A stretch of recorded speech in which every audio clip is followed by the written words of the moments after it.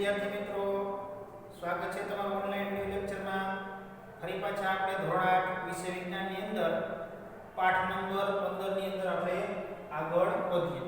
તો ગયા વિડિયોની અંદર આપણે પાઠ નંબર 15 એમાં એટલે કે કેટલીક કુદરતી ઘટનાઓ એ પાઠની શરૂઆત આપણે કરી હતી.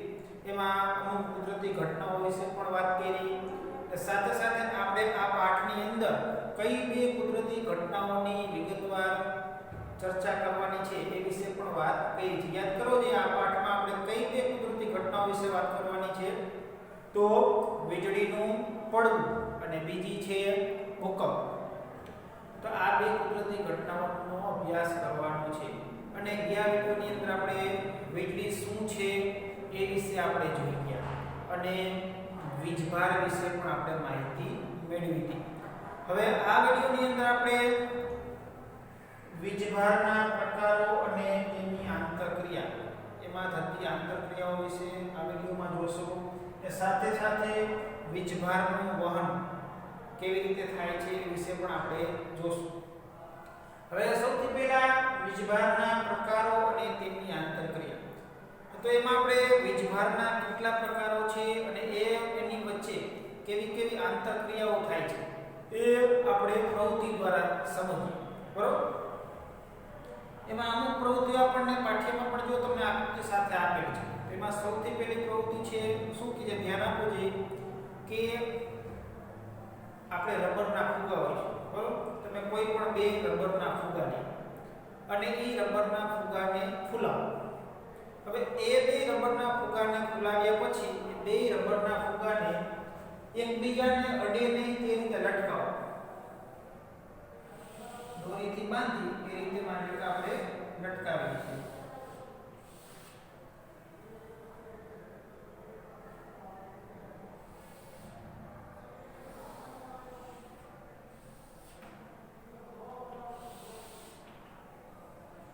બે રબરના ફુગા ફૂલાવેલા છે એને આપણે દોરીથી બાંધી અને લટકાવેલા છે પણ બે ફુગા છે એકબીજાને અડેલા નથી.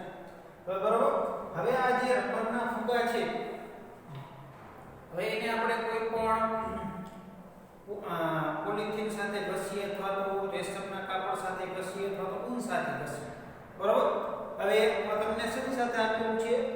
ઊનના કાપડ સાથે. હવે આ બે રબરના ફુગાને જ્યારે આપણે ઊનના કાપડ સાથે ઘસી અને જ્યારે બેને છોડી દઈએ તો શું થશે? રબરના ફુગા છે બે એકબીજાથી દૂર જશે. બરોબર? એટલે કેવી રીતે થશે?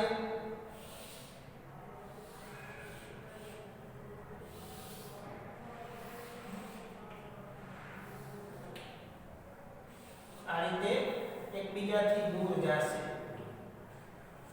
જો તમને ચિત્રમાં પણ આપેલું છે. બરોબર? જ્યારે આપણે ફૂલાવેલા ફુગાને જ્યારે ઊનના કાપડ સાથે ઘસી અને જ્યારે છોડી દઈએ તો એની સ્થિતિ કેવી થઈ જાય છે? આવી. શા માટે? બે ફુગા એકબીજાથી દૂર કેમ જાય છે?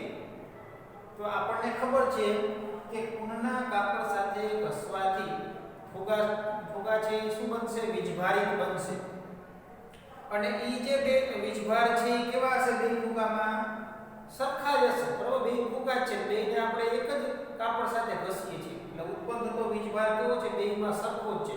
તો આપણને ખ્યાલ છે કે સમાન વીજભાર હોય તો શું થાય છે? અપાકર્ષણ થાય છે. જેથી કરીને બે ફુગાઓ છે એકબીજાથી દૂર જાય છે. બે ફુગા વચ્ચે શું થાય છે? અપાકર્ષણ.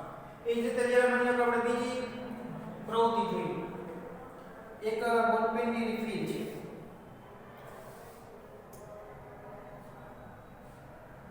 બોલપેનની ખાલી રિફિલ છે. બરોબર? એને આપણે ઘસી અને સ્ટેન્ડ તરીકે ગ્લાસની અંદર દાખલ કરીએ છીએ.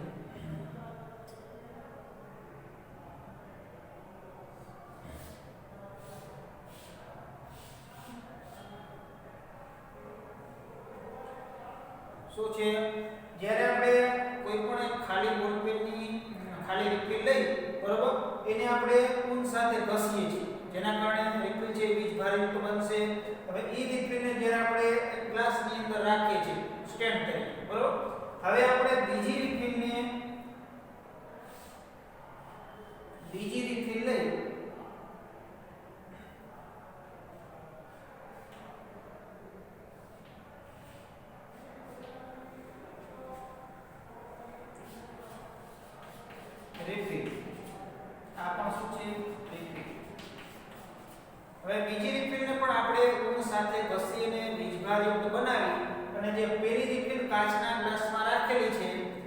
એના જે વીજભારયુક્ત છેડો છે એની નજીક જ્યારે લાવીએ તો શું થશે? આ રિફિલ છે એ દૂર જશે.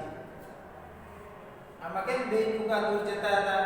એ જ રીતે આપણને ખબર છે બે રિફિલ છે વીજભારયુક્ત છે, બેને ઊનના કાપડ સાથે ઘસેલી છે, બેની અંદર વીજભાર ઉત્પન્ન થાય છે, પણ બે રિફિલમાં વીજભાર કેવો હશે? બેમાં સરખો છે, જેથી કરીને સમાન વીજભાર હોય તેની વચ્ચે શું થાય છે? અપાકર્ષણ થાય છે, જેથી કરીને આ રિફિલને જ્યારે તમે નજીક લાવો છો તો આ રિફિલ શું થાય છે?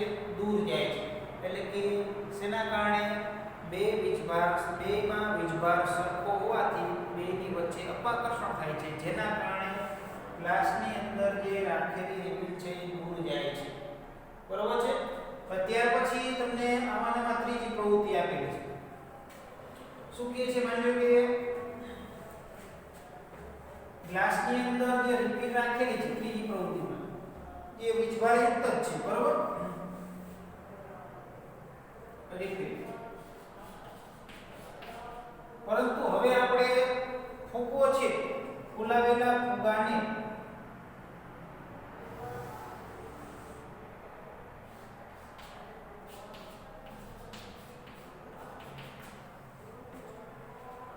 રિફિલની જગ્યાએ જો ફૂગો ફૂલાવી અને ઊનના કાપડ સાથે ઘસીને જો રિફિલની નજીક લાવીએ તો શું થશે? તો એમાં શું બનશે? રિફિલ છે એ ફુગા તરફ આકર્ષાય છે. આ રિફિલ પણ વીજભારયુક્ત છે, ફુગો પણ આપણે ઊન સાથે ઘસેલો છે એ પણ વીજભારયુક્ત છે, પણ રિફિલ છે ફુગાની તરફ આકર્ષાય છે. શા માટે આકર્ષણ ક્યારે થાય? કે અસમાન વીજભાર જ્યારે પાસ આવે તો એમની વચ્ચે શું થાય છે? આકર્ષણ થાય છે. આપણને ખબર પડે કે આ બેની વચ્ચે જે વીજભાર છે કેવા છે? અસમાન છે, જેના કારણે ફુગા તરફ રિફિલનું આકર્ષણ થાય છે. બરોબર? ત્રણે પ્રવૃત્તિ. પહેલી પ્રવૃત્તિમાં શું નિર્ણય છે? બે ફુગા છે એકબીજાથી દૂર જાય છે. શેના કારણે? કે બેની વચ્ચે શું થાય છે? અપાકર્ષણ થાય છે. એ જ રીતે જ્યારે બે રિફિલ રાખી હતી તો એમની વચ્ચે પણ શું થાય છે? અપાકર્ષણ થાય છે, જેના કારણે રિફિલ છે દૂર જાય છે. તો ત્રીજી પ્રવૃત્તિમાં ફુગા અને રિફિલ વચ્ચે શું થાય છે? આકર્ષણ થાય છે. શા માટે? કે બે વચ્ચે ઉત્પન્ન થતો વીજભાર છે અસમાન છે, અને અસમાન વીજભાર જ્યારે પાસે આવે તો એમની વચ્ચે શું થાય છે? આકર્ષણ થાય છે. સમજાઈ ગયું? એટલે કે આ ત્રણેય પ્રવૃત્તિ ઉપરથી આપણને ખ્યાલ આવે કે વીજભાર છે કેટલા પ્રકારના હોય છે? બે પ્રકારના હોય છે. બરોબર? કેમ કે એકમાં આપણે સમાન જોયું, એકમાં જોયું આપણે અસમાન. એના ઉપરથી આપણને તારણ કાઢી શકીએ કે જ્યારે અસમાન વીજભાર પાસે આવવાથી તેમની વચ્ચે આકર્ષણ થાય છે, અને જ્યારે સમાન વીજભાર પાસે આવવાથી એમની વચ્ચે શું થાય છે? અપાકર્ષણ થાય છે. બરોબર? સમજાઈ ગયું? હવે આપણે જોઈએ આ પ્રવૃત્તિ સિવાય કે જ્યારે આપણે કોઈ પણ કાચનો સળિયો હોય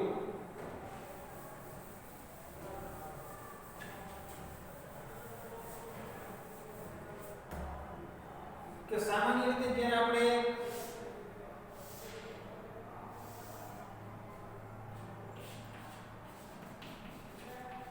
કાચનો સળિયો કે કાચના સળિયાને જ્યારે આપણે રેશમના ટુકડા સાથે ઘસવામાં આવે, રેશમનું કાપડ રેશમના ટુકડા સાથે ઘસવામાં આવે તો ખાસ કરીને જે સળિયાની અંદર ઉત્પન્ન થતો વીજભાર છે એ કેવો હોય છે? ધન વીજભાર હોય છે. સામાન્ય રીતે ખાસ યાદ રાખવાનું કે કાચના સળિયાને જ્યારે આપણે રેશમ સાથે ઘસીએ અથવા તો ઊન સાથે ઘસીએ, બરાબર, તો સળિયાની અંદર ઉત્પન્ન થતો વીજભાર છે એ કેવો હોય છે? ધન વીજભાર હોય છે. બરાબર? ને એ જ રીતે માની લો કે જ્યારે આપણે આને રેશમ સાથે ઘસીએ તો કાચના સળિયાની અંદર ધન વીજભાર હોય છે, પણ રેશમનો જે કાપડનો ટુકડો છે એની અંદર કેવો વીજભાર ઉત્પન્ન થયો હોય? ઋણ વીજભાર ઉત્પન્ન થયો છે એમ કહી શકાય. બરોબર? તમે માની લો કે બીજી પ્રવૃત્તિ આના આધારે જોઈએ તો કાચનો સળિયો છે અને સ્ટ્રો છે.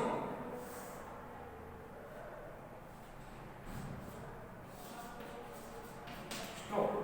હવે કાચના સળિયાને ઘસવામાં આવે અને સ્ટ્રોને પણ ઘસવામાં આવે છે તો બેની અંદર વીજભાર તો ઉત્પન્ન થાય જ છે. હવે જ્યારે બેને નજીક લાવવામાં આવે બેની વચ્ચે શું થશે? આકર્ષણ થાય છે. શા માટે? આની તો આપણને ખબર છે કે કાચના સળિયાની અંદર ધન વીજભાર છે, તો આના સ્ટ્રોમાં કેવો વીજભાર હોય? ઋણ જ હોય, તો જ બેની વચ્ચે આકર્ષણ થતું હોય છે. બરાબર? કેમ કે આપણે જોઈએ કે સામાન્ય રીતે કાચના સળિયાની અંદર ધન વીજભાર ઉત્પન્ન થાય છે, જેથી કરીને આપણે કહી શકીએ કે સ્ટ્રોની અંદર ઉત્પન્ન તો વીજભાર છે કેવો છે? ઋણ છે. બરાબર? આ રીતે વીજભારના બે પ્રકાર છે, તેમની વચ્ચે આકર્ષણ અને અપાકર્ષણ જેવી આંતરક્રિયાઓ જોવા મળે છે. હવે આપણે જોઈએ કે જે કંઈ આપણે વીજભાર ઉત્પન્ન થાય છે, ઘસવાથી વીજભાર ઉત્પન્ન થાય છે, પણ એ કેવો વીજભાર છે? સ્થિર વીજભાર છે કે જેનું વહન થતું નથી. બરાબર? જો વીજભારનું વહન થાય તો એ વિદ્યુત પ્રવાહ સર્જે. બરાબર? તમે વિદ્યુત પ્રવાહ વિશે છઠ્ઠા ધોરણથી ભણતા હો છો. આગલા પાઠમાં પણ આ વિદ્યુત પ્રવાહ વિશે આપણે જોઈ ગયા. આપણને ખબર છે કે વિદ્યુત પરિપથ હોય, પૂર્ણ રીતે હોય તો માની લો બલ્બ છે એ પ્રકાશિત થાય છે, પણ એ જ્યારે વિદ્યુત પરિપથ પૂર્ણ રીતે જ્યારે બલ્બ પ્રકાશિત થતો હોય, વચ્ચે જો એના તમે તારને અડો તો એ તાર કેવું હોય? ગરમ હોય છે. બરાબર?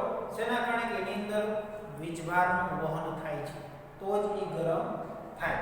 બરાબર? હવે આપણે જોઈએ વીજભારનું વહન. તો એના વિશે એક પ્રવૃત્તિ જોઈએ, વીજભારનું વહન કેવી રીતે થાય છે.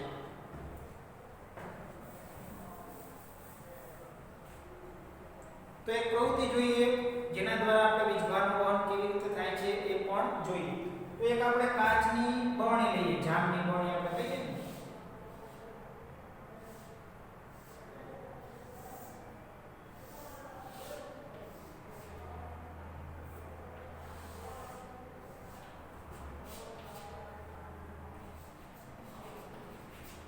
જામની બરણી.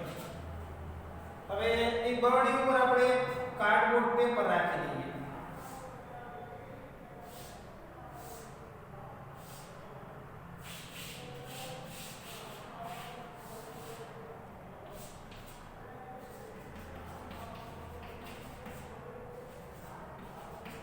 કાર્ડબોર્ડનું પેપર.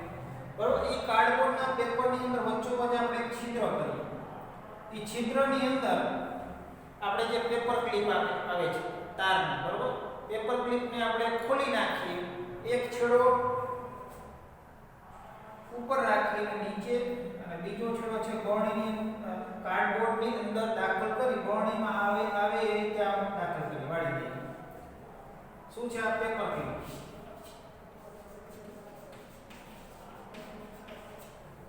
શું કીધું? એક જામની બરણી લીધી, એની ઉપર આપણે કાર્ડબોર્ડ પેપર રાખેલું છે, વચ્ચે છિદ્ર કરી આપણે પેપર ક્લિપને ખોલીને આ રીતે અંદર દાખલ કરી છે. ઉપરનો છેડો છે કાર્ડબોર્ડ પેપરની ઉપર છે, નીચેનો છેડો છે બરણીની અંદર છે. બરાબર? હવે આપણે બોલપેનની રિફિલ લઈ, એ રિફિલને આપણે ઊનના કાપડ સાથે કે રેશમ સાથે ઘસીને વીજભારયુક્ત કરી અને જે પેપર ક્લિપનો જે ઉપરનો છેડો છે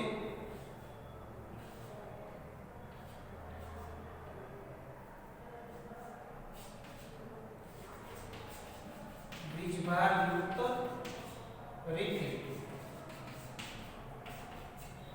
આ વીજભારયુક્ત રિફિલને જ્યારે આપણે પેપર ક્લિપનો જે ઉપરનો છેડો છે એની નજીક જ્યારે લઈ જઈએ અથવા તો એને આપણે અડાડીએ, એને જ્યારે આપણે અડાડીએ છીએ તો અહીં આપણે જ્યારે પેપર ક્લિપની નીચે જ્યારે આપણે એલ્યુમિનિયમ ફોઇલના બે ટુકડા રાખેલા છે. શું છે? પેપર ક્લિપની જે નીચેનો છેડો છે ત્યાં આપણે એલ્યુમિનિયમ ફોઇલના બે ટુકડા રાખેલા છે. એલ્યુમિનિયમ ફોઇલ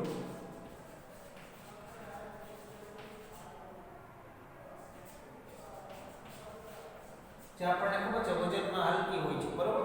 હવે એલ્યુમિનિયમ ફોઇલના ટુકડા છે નીચે લટકાડેલા છે.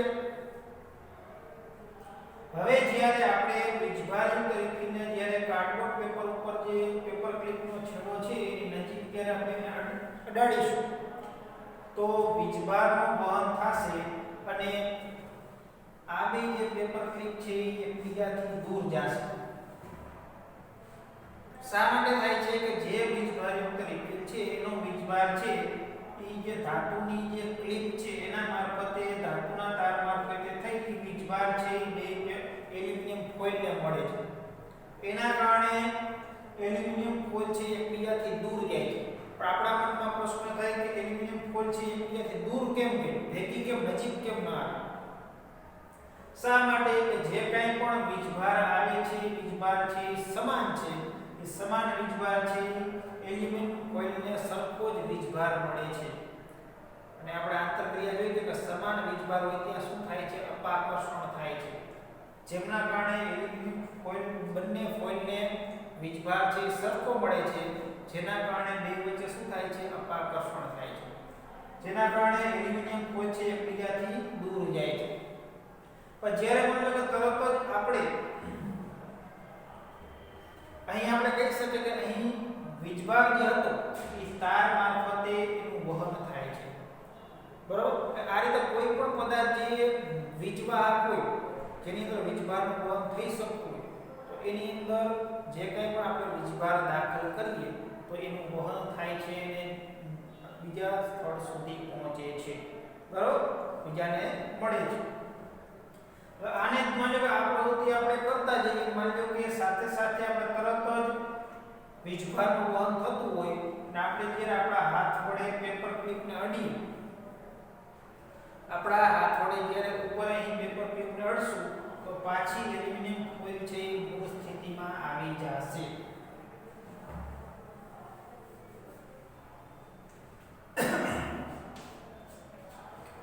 પાછી એલ્યુમિનિયમ ફોઇલ મૂળ સ્થિતિમાં આવી જશે. આ પ્રવૃત્તિમાં જો તરત જ તમે હાથ છોડી દેશો, તરત જ પાછી એલ્યુમિનિયમ ફોઇલ છે એકબીજાથી દૂર જશે. તો અહીં તમને એમ થાય કે આવું કેમ થતું હશે? માની લો કે જ્યારે તમે હાથ વડે પેપર ક્લિપને અડો છો તો જે કંઈ પણ લિક્વિડનો વીજભાર હતો તમારા હાથ મારફતે થઈ અને જમીનમાં ઉતરી જાય છે. અને તમે જે કંઈ પણ વીજભાર છે પેપર ક્લિપને મળતો હતો એ પછી મળવાનું બંધ થઈ જાય છે. આ શું? એલ્યુમિનિયમ ફોઇલને જે વીજભાર મળતો હતો એ મળવાનું બંધ થઈ જાય છે.